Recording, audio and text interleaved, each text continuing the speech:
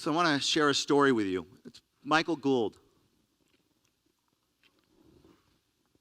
former chairman and CEO of Bloomingdale's.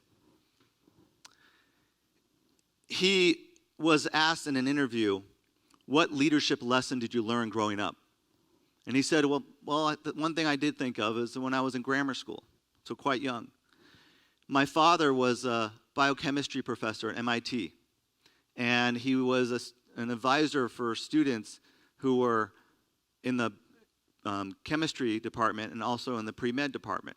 And so one time at dinner, and Michael's at the dinner at home, and he's quite young, but he remembers that the phone rang, and there was no answer machine, so back then, and the phone rang, and immediately he jumps up, and his wife says, Bernie, sit, let it ring.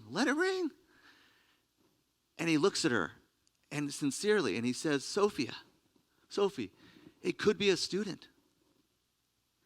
And if the student has the courage to call his professor, the professor should always be there.